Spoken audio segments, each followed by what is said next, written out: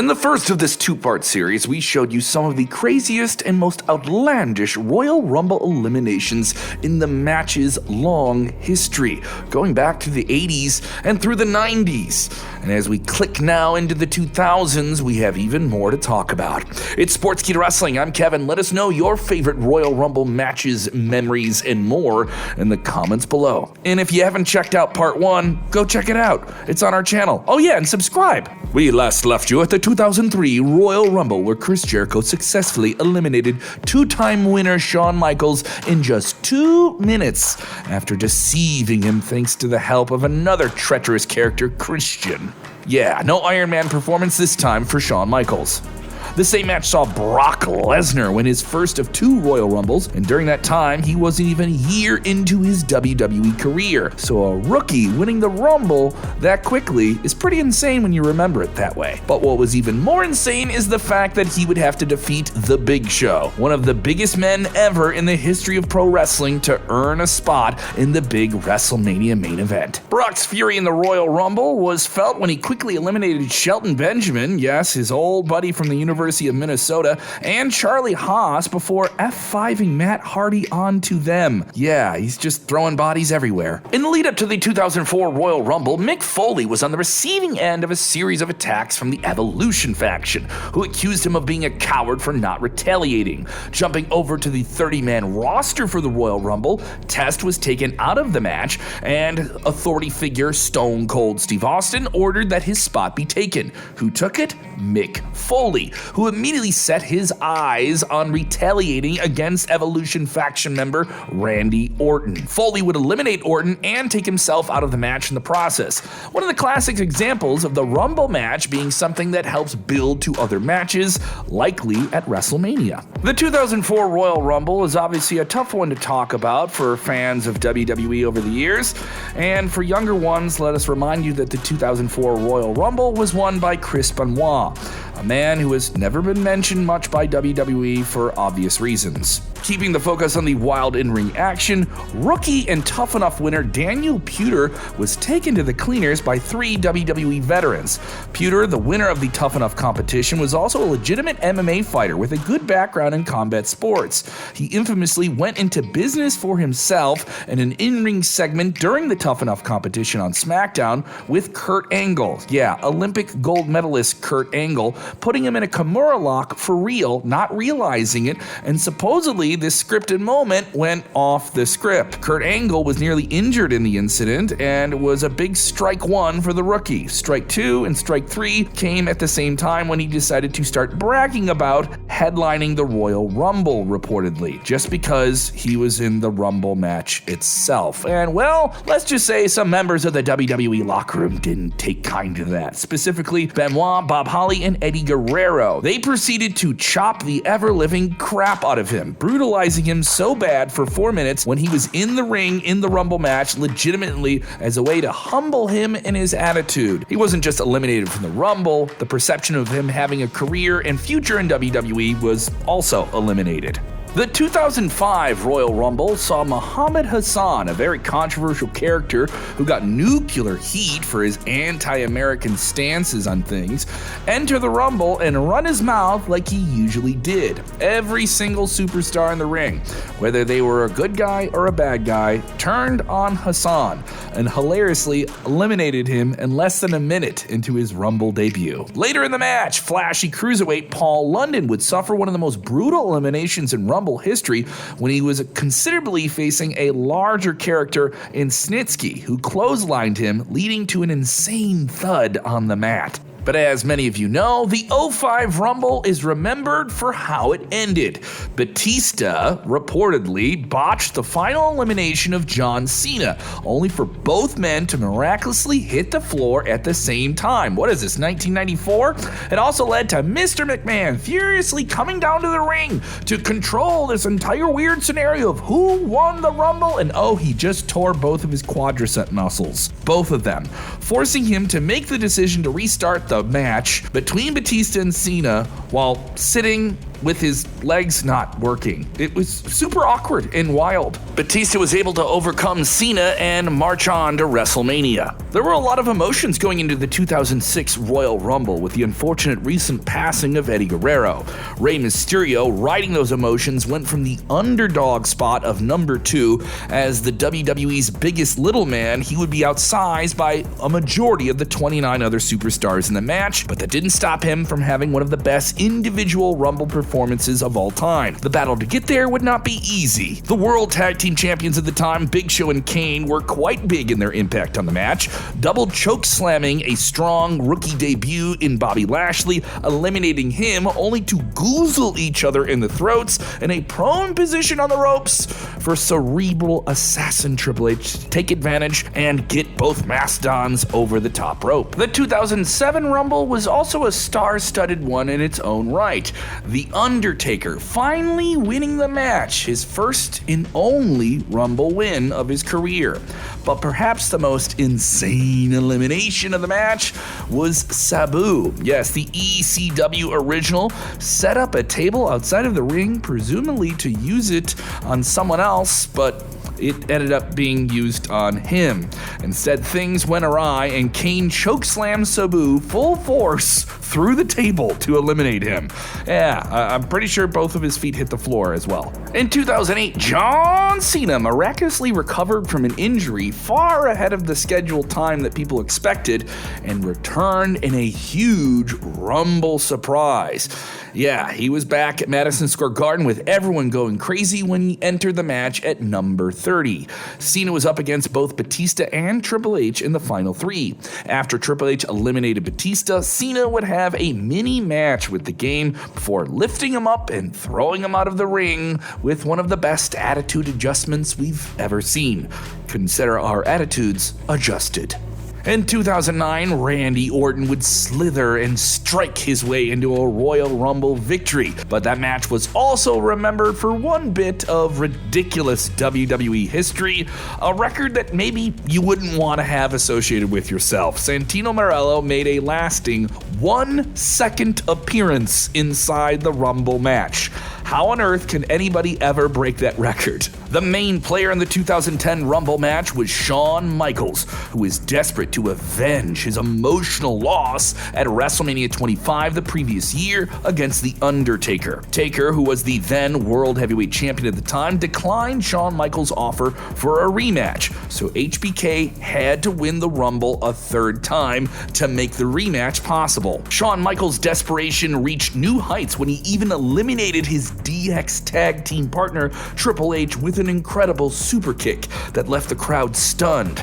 Yeah, Michaels really wanted that rematch. 2011 saw the fate of the 1 second man Santino Marella become a surprising fan favorite who fans rooted for in the final stages of the 40-man Rumble match that year, only for the dastardly Alberto Del Rio to avoid his outlandish Cobra maneuver and toss Santino over the top rope to win it all. The 2012 Rumble in St. Louis was memorable as one of Mick Foley's final in-ring performances in WWE, which saw even more Santino Marella Rumble ridiculousness play out. Yes, Foley's Socko would be unsheathed to tangle in an epic collision with Santino's Snake Cobra. Yes, Snake versus Sock. Battle of utter silly proportions played out. How was that never a WrestleMania main event? The most memorable mini-match within a Rumble also occurred that year, with the final 2 superstars being Sheamus outlasting Chris Jericho, with both men getting a considerable amount of time to end the big all-star bout. In 2013, Daniel Bryan and Kane were a very entertaining tag team as Team Hell No, the team that simply didn't want to get along. That year in the Rumble, Kane found himself eliminated by his own partner Daniel Bryan within 2 minutes of entering the match. As karma would have it, Cesaro knocked Daniel Bryan out, who was caught by Kane, preventing his elimination. That's right, an actual hug at the right time kept him in the match. Daniel Bryan was instantly in a position where the man he eliminated could determine his fate in the match. Although Bryan tried to negotiate with the Big Red Machine, Kane placed him on the apron as if to help him back in the ring. only to drag him down and eliminate him. 2014 was an intriguing Royal Rumble for a couple of interesting reasons that reach into current-day WWE. It was CM Punk's final match before he would walk out on the company and return in late 2023, and he would open that year's Rumble against an interesting opponent, Seth Rollins.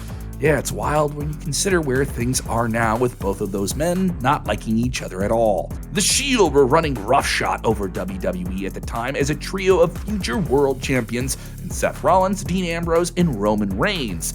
But it's still every man for themselves.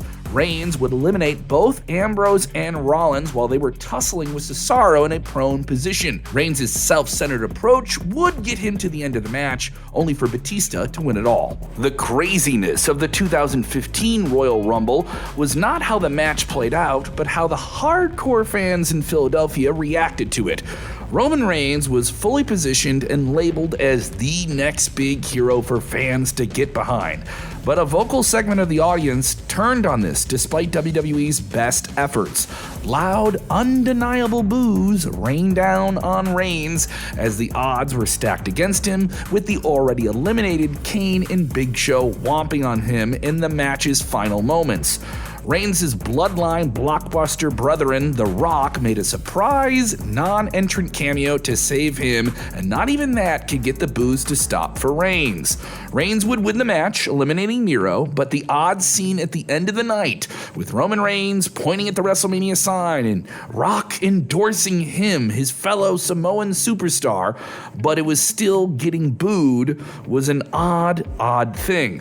And maybe that scene will be replayed again as WWE returns to Philadelphia for WrestleMania 40 in 2024. The next year's Rumble saw WWE's future Hall of Famer and beloved comedic player R-Truth do his R-Truth thing when he confused the Rumble match with a Money in the Bank briefcase ladder match, bringing a ladder into the ring, climbing to the top, only to be confused by nothing being up there once he got to the top. Sometimes the best eliminations are saved for the ending. The 2017 Royal Rumble would see Randy Orton's conniving plot play out, turning on his cult faction leader Bray Wyatt, eliminating him for a huge reaction from the San Antonio Stadium crowd. Orton would then catch Roman Reigns mid-spear with an RKO, tossing him over the top rope, winning another Rumble for the Viper. The 2018 Royal Rumble is considered by some to be one of the more satisfactory Rumbles in recent memory.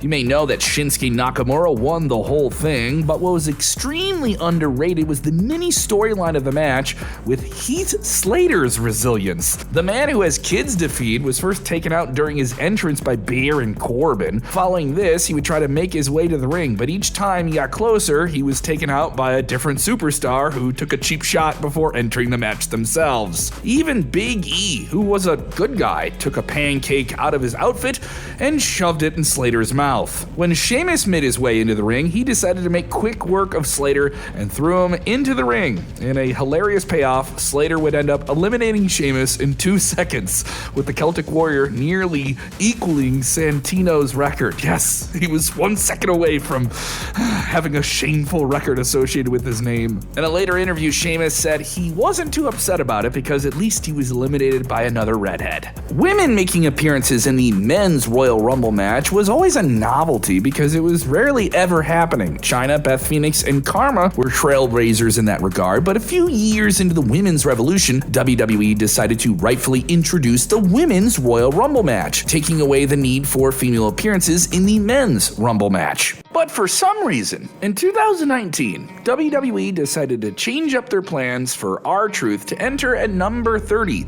like he was supposed to.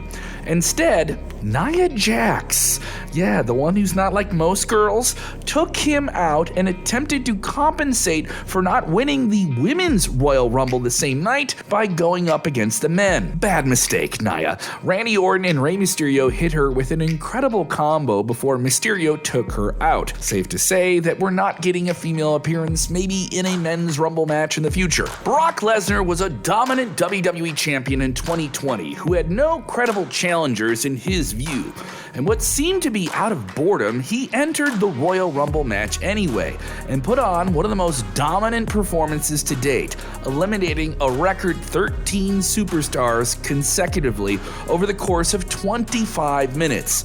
It seemed like there was no end for the Beast dominating in the Rumble in sight. Then comes out Drew McIntyre. Business was about to pick up. Drew was red hot during this period, and Lesnar removed his gloves and challenged McIntyre to come at him, only to receive a sudden low blow from Ricochet, who was also in the ring. This allowed Drew McIntyre to instantly go for the Claymore kick, eliminating a shocked Lesnar, who laid out outside the ring for several minutes. Yes, maybe even he couldn't believe what just happened. There was not a single silent soul in their seat. Lesnar's performance was so dominant that it brought everyone joy to see him get eliminated by Drew McIntyre of all people, who went on to win that Royal Rumble. The 2021 Royal Rumble, though it had moments like Christian and Edge reuniting in the ring, was not that memorable of a Rumble. Yeah, it was the one that had no fans in it during the thick of the pandemic, as we were still finding our way out of that. The 2022 Royal Rumble was one that was reportedly marred by several backstage issues.